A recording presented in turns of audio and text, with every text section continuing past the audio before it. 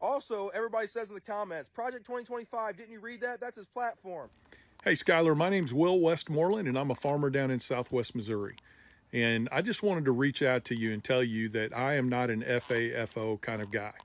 We probably disagree with each other on everything political, but there's a very specific reason why people are getting upset with you. And I wanted to explain that to you if you'd be willing to listen to an older guy kind of walk you through the process. Now, I'm not an FAFO guy because I know what's going to happen to poor people, the elderly, children, single moms, and over 250 million people every night around the world that go to bed hungry if the American farmer and rancher is run out of business because of Trump's policies.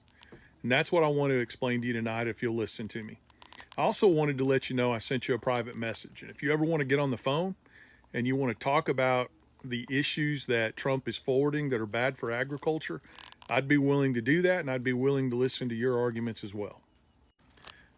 I also want to let you know that I've been a political consultant for over 30 years. I want to be right up front about that. I do that in addition to farming. And I want you to know a lot of younger people don't know, and I don't mean that in a condescending way, but more of an educational way.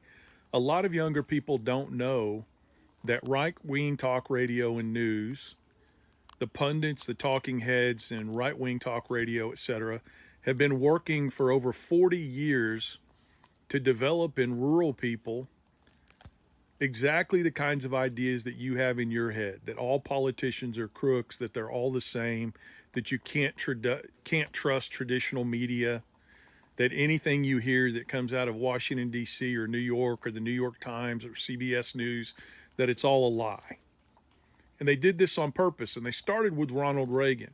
We used to have what's called a fairness doctrine in this country, where if you were a radio station or a television station and you were using the public airwaves to present a message, we had a fairness doctrine where you were required by law to share the other side of the story.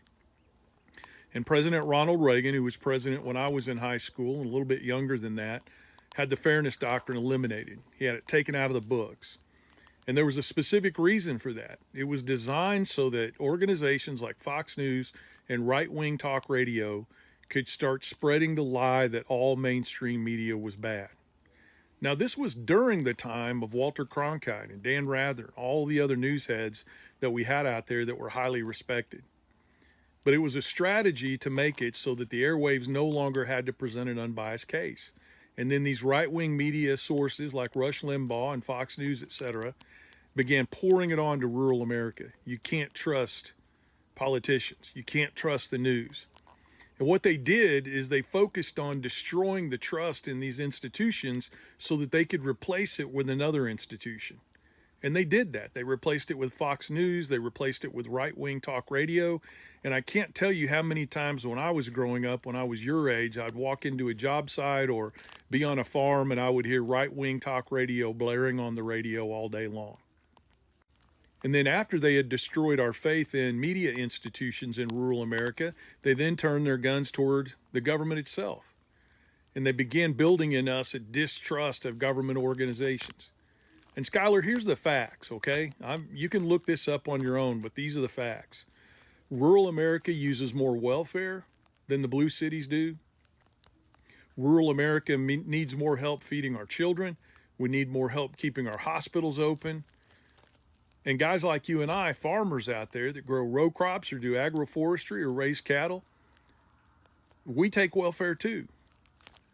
Now, I don't think there's anything wrong with that because we can't control the cost of our inputs. We can't control the cost of what we sell our products for. We got to pay for shipping both ways, as Kennedy said.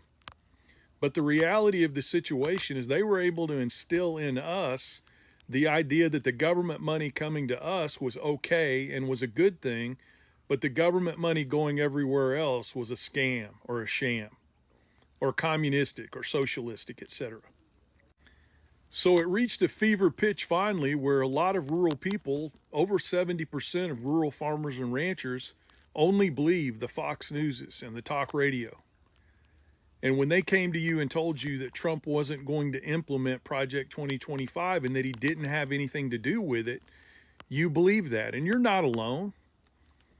All I'm here to tell you is that you were lied to. I'm not asking you to admit you were wrong. I'm not telling you you effed around and found out, because I don't want to see you lose your farm. And if there's anything I can do to help you not lose your farm, I'd be happy to do it. But in the distrust that you built up for government over time, and due to the fact that you didn't think mainstream media was reliable anymore, and you began listening to the news sources that tried to convince you every day that Project 2025 was not a Trump deal, even though many, many people on his campaign worked for Project 2025, they put it together, they helped write it. There was an entire section on agriculture. And in that section on agriculture, they specifically say they're going to cut out programs like this. Then they're going to cut out crop insurance. And Donald Trump is on record, my friend. And Skylar, look this up. Don't take anything I'm telling you at face value. You look it up. That's the difference between me and a lot of people on here. Check what I've said. Make sure I'm not lying to you. But Donald Trump is on record saying that corporate farming is better than small family farms and ranches. And Skylar, that's what they're trying to do. They're trying to corporatize agriculture. And I'm not talking about when you and I go out and put together an LLC so that we can get the tax benefits and the protections from liability that come with that. I'm talking about big ag corporations in Wall Street buying up family farms and ranches as they go out of business so that they can turn it into just another investment.